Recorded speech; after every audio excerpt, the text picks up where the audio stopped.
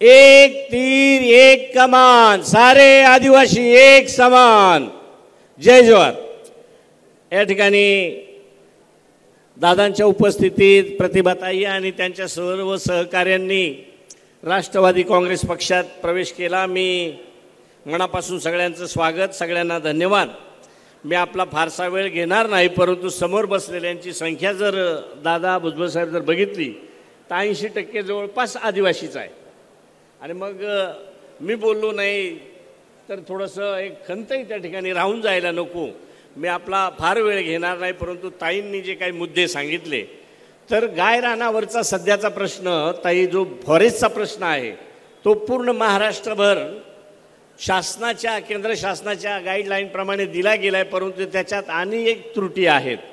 त्या त्रुटी दुरुस्त करण्याच्या संदर्भातला आपल्याला केंद्राला त्या ठिकाणी सांगावं लागणार आहे का जे पट्टे दिलेत त्याचं सीमांकन होत नाही, आणि सीमांकन न झाल्यामुळे त्यांना कुठल्याच प्रकारची योजना त्या ठिकाणी राबवता येत नाही। त्या दृष्टीने आपल्याला प्रयत्न करावा लागेल। निश्चितच तो प्रयत्न आपण त्या ठिकाणी करू, अशा पद्धतीने मी आपल्याला विनंती आणि खात्री त्या ठिकाणी देतो। गायरानासारखे मुद्दे आहेत। आता नव्यानंच सरकारने 1 महिन्यापूर्वी मला वाटते त्याला गायरानावर घरकुल बांधण्यासाठी एक प्राधिकरण नेमण्याची जी काही घोषणा केलेली आहे, तर साहेब ती घोषणा तात्काळ जर अंमलात आणली तर आपण शासनाकडून मोठ्या प्रमाणात घरकुल दिलेले आहेत, पण घरकुलाला जागा नसल्यामुळे ते बांधताच येत नाहीत, आणि म्हणून 1-2 वर्षापासून ही मोठी अडचण त्या ठिकाणी येते। त्या दृष्टीने आपल्याला त्या ठिकाणी प्रयत्न करावा लागेल। परंतु मी तुम्हाला एक गर्वानं, अभिमानानं सांगेन का आपण दादाच्या सानिध्यात आलात, आपण भुजबळ साहेबांच्या सानिध्यात आलात। मी तर म्हणेल आपल्याला परीस लाभलंय, त्याचा फायदा करून घेण्याची जबाबदारी आता आपली त्या ठिकाणी आहे। परीस मी याच्यासाठी म्हणेल, आदिवासींच्या शिक्षणाचा जो काही प्रश्न आहे, अगदी 15 दिवसापूर्वी डीबीटी दुप्पट करण्याच्या संदर्भात आदिवासी विद्यार्थ्यांना ज्यांना वसतिगृहाला नंबर लागत नाही अशा लोकांना, अशा विद्यार्थ्यांना डीबीटीद्वारे सगळा खर्च देण्याची जी काही घोषणा होती किंवा जे कार्यवाही चालू होती ती दुप्पट करण्याची घोषणा दादांनी 1 मिनिटात त्या ठिकाणी मान्य केली। जेव्हा आदिवासींच्या विद्यार्थ्यांसाठीचा विषय आला त्यावेळेला भुजबळ साहेबांनी सांगितलं की सगळ्या विद्यार्थ्यांना ती डीबीटी दुप्पट करा। त्या पद्धतीनं डीबीटी विद्यार्थ्यांसाठी दुप्पट केलेली आहे।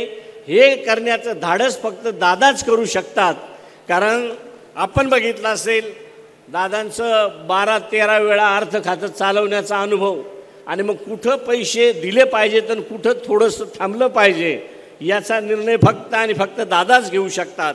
आणि म्हणून मी आमच्या आदिवासी समाजाच्या वतीनं, सर्व आपल्या उपस्थितांच्या वतीनं दादा आपला आणि भुजबळ साहेबांचं मनापासून स्वागत करतो, आपले आभारही मानतो। ज्या मुलांचं 10वी नंतर वसतिगृहाला प्रवेश मिळत नव्हते त्याला दीनदयाळ ही योजना फक्त शहरातल्या कॉलेजलाच मिळत होती, ती मागच्या वर्षी तालुक्याला केली होती।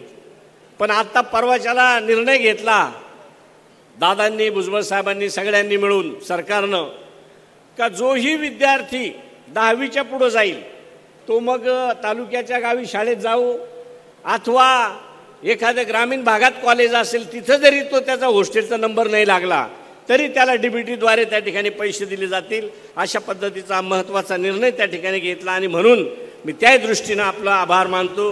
या ठिकाणी ताईंनी उल्लेख केला, अनेक कार्यकर्त्यांनी सांगितलं का मसाला क्लस्टर जे आपण सुरू केले, तर मी आपला फार जास्त वेळ घेणार नाही।